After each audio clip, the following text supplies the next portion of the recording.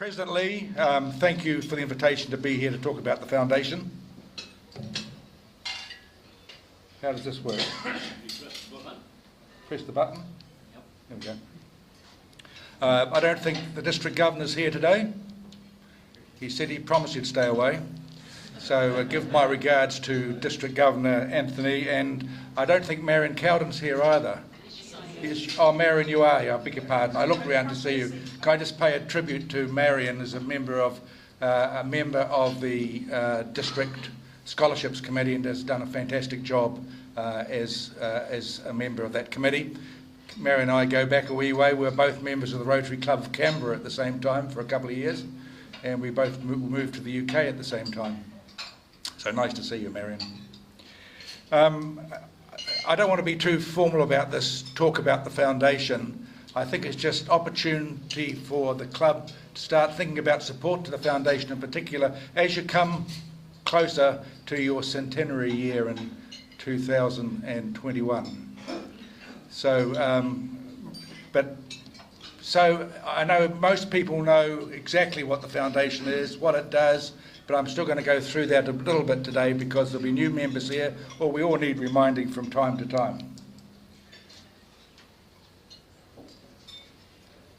The motto has been since day one, since Arch Klump found it in 1926, whatever it was, doing good in the world. And that's a great motto. It's a simple motto, and it's as relevant today as it was then, particularly peace, health, education and poverty. And there's dear old Arch Klump and the members of the club of the Rotary organisation at the time when the foundation was formed with a small gift, a surplus from a district conference, and they thought that rather than drink it up or whatever they do with it, let's establish an endowment fund. And that endowment fund is now, of course, the actual endowment fund is now is over $1 billion. So it's our charity, and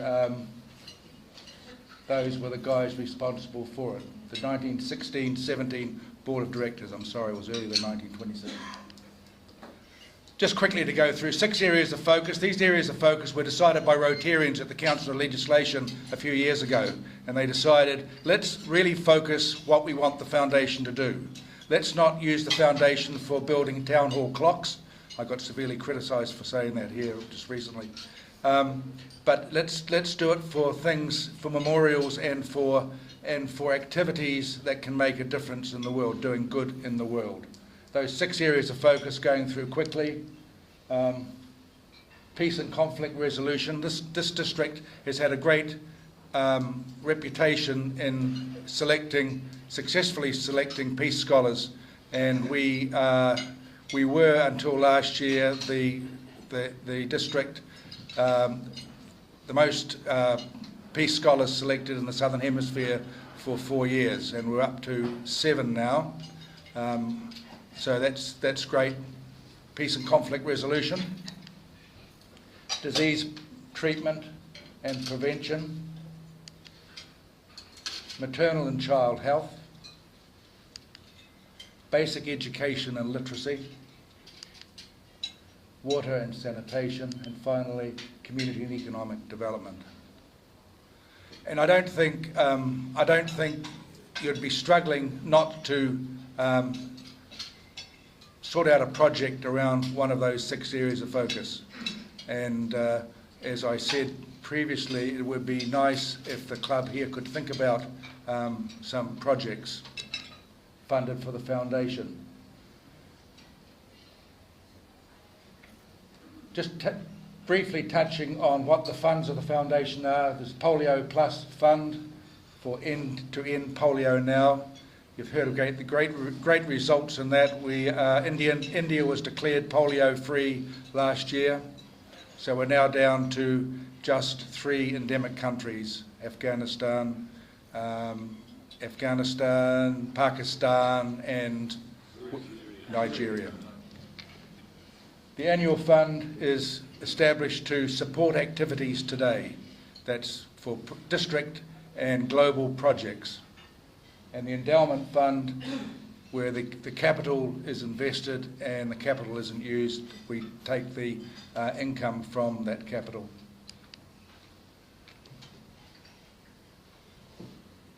Contributions to the annual fund, that's our day-to-day operating fund, hit a new record of $116.6 million US for the last year. District and global awards total $70.8 million.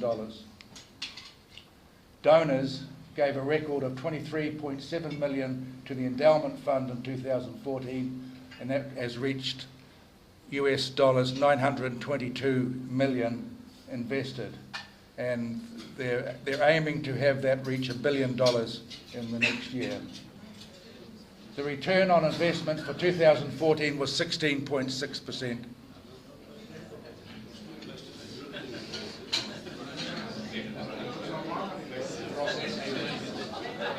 Have I lost something?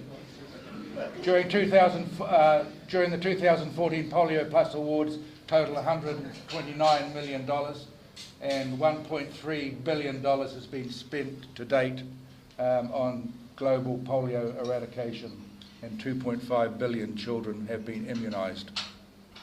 So that's a pretty remarkable effort from Rotary, from Rotarians. Just touch, because people always say, can you explain to me simply what happens to the money we give? Because I want to talk about that in a minute, what money you might like to give and how it goes. So the $153,000 that clubs went to district in 9940 contributed to the annual program fund in 2011-12. It was invested through to this current year, and on the 1st of July 2014, $153,000 is divided 50-50 between the Rotary Foundation and District 9940. So $76,800 was credited to the district's Rotary Foundation account, which we in Rotary call DDF, God knows why, and 50% was credited to the World Fund for today's programs and operations. Of the 50% that arrived in our district designated bank account, 50% is available for district grants, and 50% is added to the World Fund balance to fund global grants.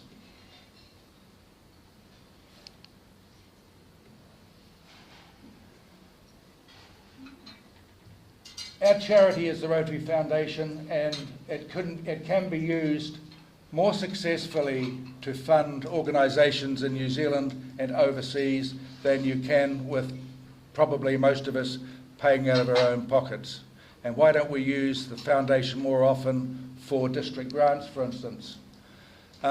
Since I was district governor right through until my 5 years as chair of the foundation, there has not been one application for a district grant from the Rotary Club of Wellington.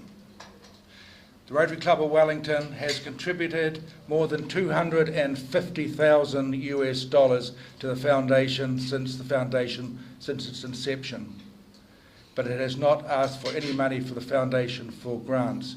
Is there a foundation person on the board of this club? Do you have a foundation director?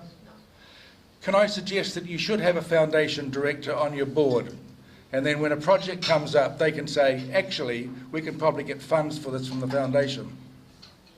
Because you're just not asking for funds. Whether or not you feel you don't need to ask for it, but I suggest you should. You're contributing a lot of money to the foundation. Why not take advantage of both district grants and global grants? For instance, we had available in this current year just under $40,000 could have been paid out for district grants. We only had applications in, and we approved them all for $29,000.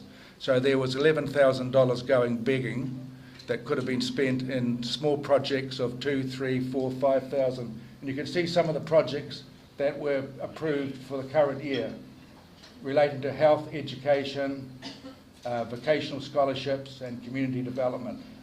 They're all kind of small amounts, but they do make a contribution, and they do assist some smaller projects, and the money is there. So can I suggest that please do make an application for a district grant? You must have some projects that foundation funds could assist you in achieving them. And the other one is, of course, is to have a person, a director or a liaison person on the board of the club. That's district grants, which are available every year. Next year, we'll have something in the order of $45,000 available to assist clubs with projects that they might want to do at district level. The other grants, of course, are global grants, and this is one of the global grants that's current at the moment. I've used this a couple of times just to demonstrate how you can add value to a project. The nursing project in Timor-Leste to assist with perioperative nursing, that's the care of patients prior to, during and after surgery at the Dili Hospital. The Dili Hospital was in pretty bad shape, and so it needed a lot of work done to it, and Dr. Brendan Bocott at Wellington Hospital had travelled there backwards and forwards, and he just happened to mention to Rotarian what they were doing up there, and this Rotarian and that club said, oh, maybe we can help. So we developed a project. Funding required was $72,000 US. 4 partner clubs, Wellington North, Johnsonville, Hutt City and Pencarrow, all said, okay, we'll cough up $2,000 each. Because it was cash from those clubs, that got subsidised 50 cents for every dollar by the World Fund of the Rotary Foundation. From our own district bank account, our District 9940 fund, we allocated $25,000. Currently, there's $132,000 US dollars sitting in our district bank account at the moment, crying out for projects. That was because it come from the DDF, our district bank, our district funds, our district foundation funds, that qualified dollar for dollar. So the foundation, the World Fund, matched it at $25,000. We have to have a partner district, and the partner district was in the district where Delhi is, and that's operates out of Darwin. And they said, yeah, we could. How much would you need? And we said, well, could you provide another $5,000? Because that will give us $10,000, because that also was matched by the grant from the World Fund, and I think you'll find that came to $72,000. So the Rotary clubs of Wellington North, Johnsonville, Hutt City and Pencarrow can say, well, we're running a project of $72,000 out of our club. It's only cost them $2,000 each. So that's an example of what you can do with regard to a project, as long as it fits around one of those 6 areas of focus and the total project is in excess of $30,000 US.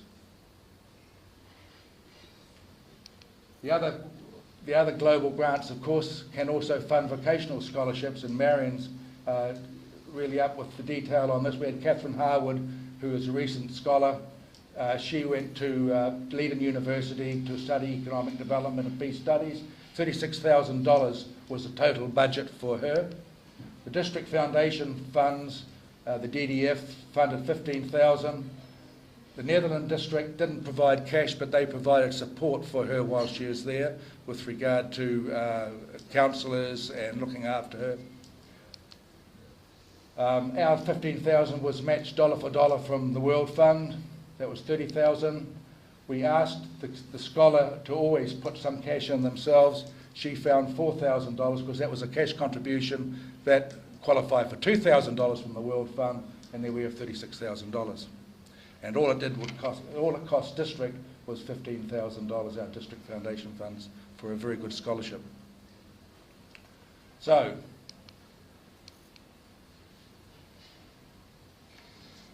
I know it's a hackneyed saying, make Rotary Foundation your charity of choice. If it's not the charity of choice, but at least it's one of the major charities that you can use and enhance both the giving and the taking from the foundation, because the foundation is there to support projects. It's not to squirrel away money. And we keep pushing the availability of funds at district institutes, district assemblies, district conferences, but we really have to beat the bush to get applications in, and it's not a complicated process. I'm willing to help any club it's a 2-page initial project application form for a district grant, and an online application for a global grant.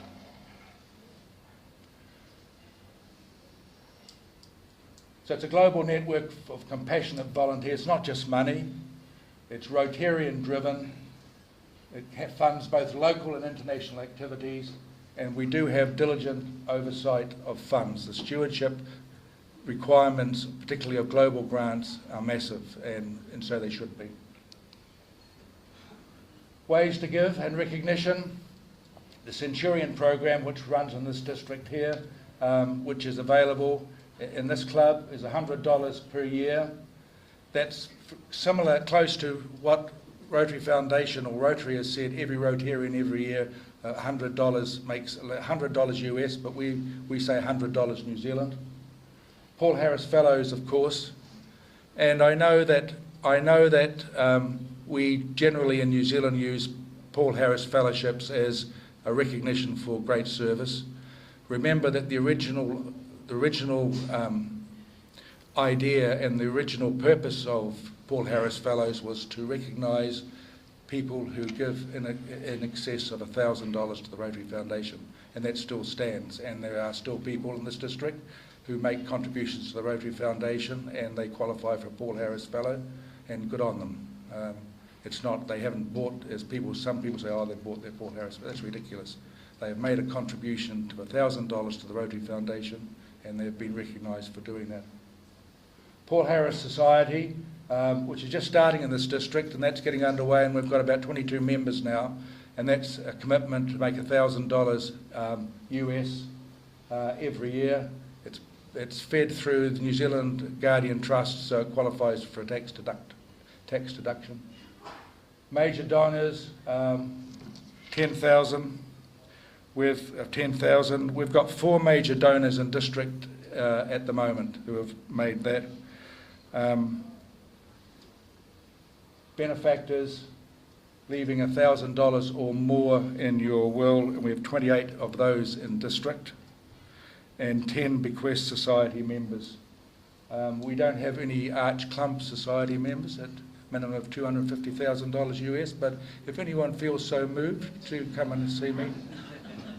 There's actually a club in Taiwan that is 100%